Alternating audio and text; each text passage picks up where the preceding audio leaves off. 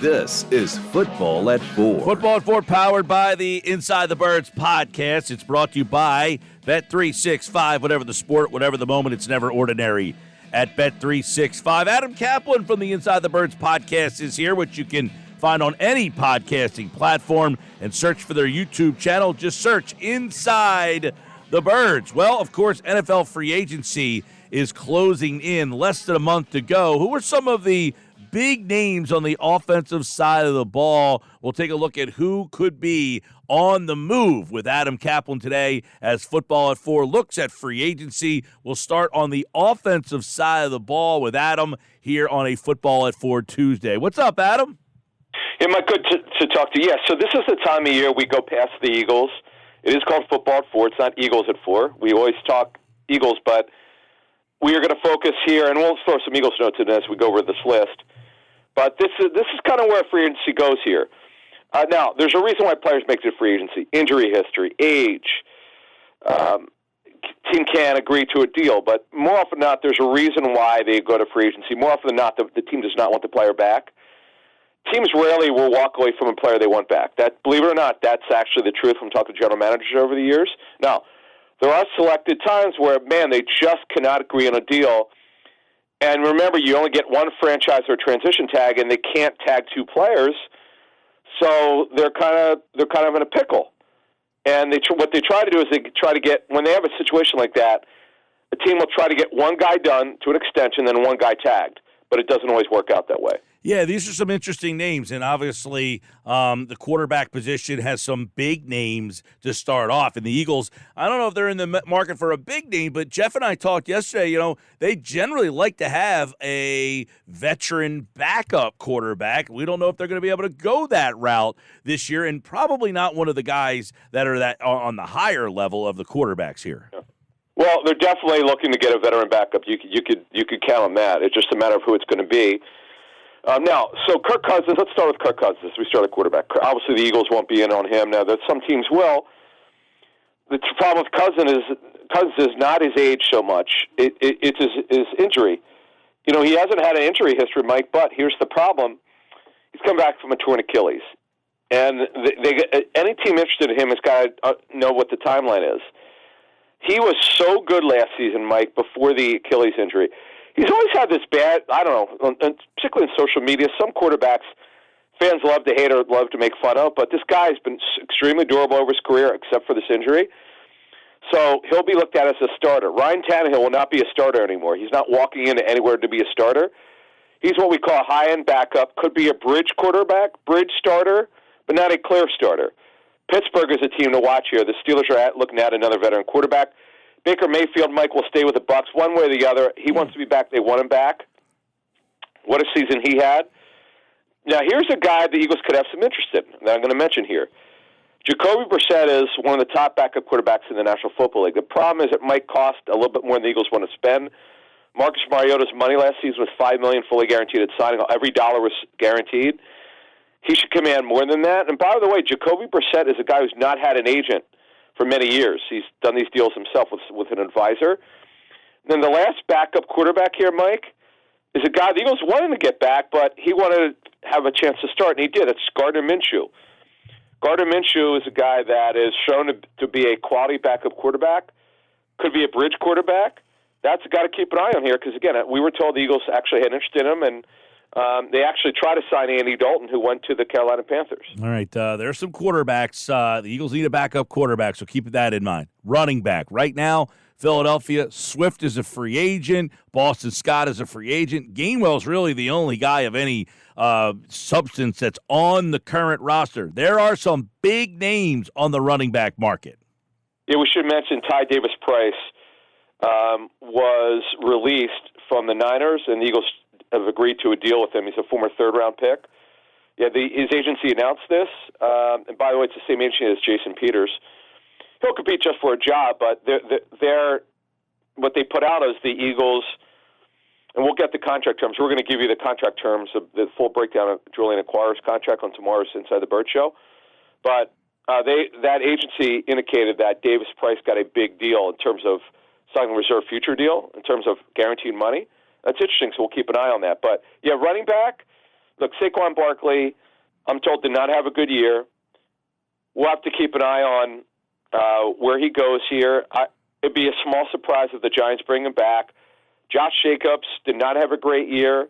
Neither did the Raiders. You have the head coaching change. He's a guy that will command a lot of money. Derrick Henry has to go so that he wants to run the ball first. There are not a lot of teams that are going to be interested. Watch Baltimore and him. Tony Pollard had a down year. They changed the blocking scheme. Boy, he'd fit in really well here. Oh, geez, Kellen Moore's here. Interesting. But he's going to cost a lot more than the Eagles would be willing to pay. Austin Eckler, another guy that Kellen Moore knows, going to be in a two-back system. He's not really a full-time starter anymore. And then you mentioned DeAndre Swift. I just don't know, Mike, if the Eagles are willing to spend the kind of money that he would come in. He had a really good season, by the way. But, again, they didn't get him the ball in the passing game where he marked previously with Detroit. Yeah, there's some of the higher-end guys there. There's some interesting running backs. The Eagles might have to go the free agent route, or maybe they just go with Gainwell, draft a guy, and see what happens. But that'll be something close to keep an eye on. They also are going to be in the market, you would think, for a kind of a slot third wide receiver. But, man, there's some big names and some interesting receivers on the market this offseason. Yeah, Mike, this is a really interesting list. Now, when you look at it, a guy the Eagles had significant interest in, you might remember Calvin Ridley, and thankfully the Falcons let the Eagles know about his off-the-field issues, so the Eagles didn't wind up trading for him. He obviously wouldn't be coming here because the Eagles right now, and this is more discussion for another time in terms of the Eagles at receiver, but T. Higgins probably will get the franchise tag. I don't see the Bengals sign him to an extension. Why? Because Jamar Chase is a guy that's going to make over $30 million a year, most likely, whenever he signs his extension. I can't see Higgins getting a big deal, averaging over $20 million a year, tying up over $50 million a year at receiver. I can't see that at all. Michael Pittman, who had a great year, might remember his dad, Michael Pittman Sr., for running back for the Cardinals and the Bucks. Who out of USC, Mike Evans. Now, this one's interesting. I'm told that the Bucks, before the start of the season, they're the team that back out. They really were not going to re-sign him. They made that decision. I'm just throwing this out there. If Mike Evans doesn't re-sign, how about going to Kansas City, where they barely need a receiver to play opposite Rashee Rice? Just saying, if he wants to win another title, that would be a place to go if he doesn't re-sign. And then Hollywood Brown, Marquise Hollywood Brown, had a heel injury. That ended his season. One of the fastest receivers in the National Football League. He's what we call an NFL number 2 receiver. He's not a number 1, but a good football player. Big names on the wide receiver market there. Should be a fun offseason for that position. We've talked before, Adam. You got Dallas Goedert here. Some interesting tight ends, probably a little higher end, though, than the Eagles could be looking at, but some interesting tight ends will be on the market. Yeah, when I look at this list, Mike, it's not deep. But the guy I really like, who I saw at the Super Bowl last week, was Dalton Schultz of the Texans. Boy, he had a good season. When he came out of Stanford, Mike, he was just known as a blocking tight end, and he became a good pass receiving tight end for Dallas. But they drafted a tight end. Jake Ferguson is a better athlete, and Dalton Schultz is a tall guy. I would expect them to try to re-sign him. And Hunter Henry, who's around 30 years old, saw that mega contract, $12.5 million per season. It never quite worked out. Decent player. He is the other good tight end on the market. Yeah, there's a couple there. We'll see what happens there. And obviously, both of those guys, Schultz anyway, some ties to Kellen Moore, might be a little out of the price range there.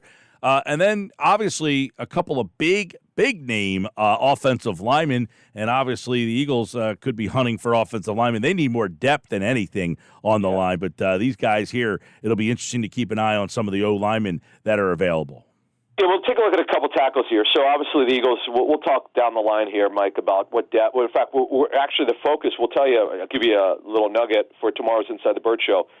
We're focusing exclusively on offense for the Eagles on tomorrow's show. We're going to have a list of backup offensive linemen, but this show, what we're doing with you today is looking at the frontline players. Here's a big one for Dallas Cowboys, the Eagles' hated rival. Tyron Smith, the indication is he still wants to play, but what will the Cowboys do? because they have a bunch of contracts to get done here. So he is up. Tyler Biadasz, their center, is up. So keep an eye on that. And Trent Brown, the left tackle for the Patriots, who did not have a good season, is also up.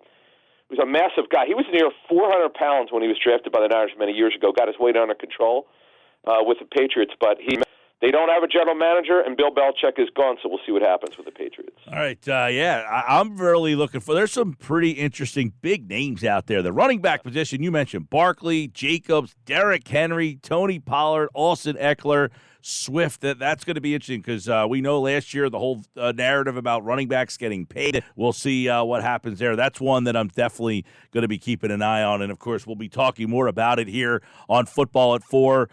Inside the Birds podcast, you can get it on all podcasting platforms. It drops tomorrow. And, of course, Adam Caplan and Jeff Mosher are back for more Football at 4. We'll look at free agency, and then the draft will be here very soon as well. Adam, always appreciate it, man.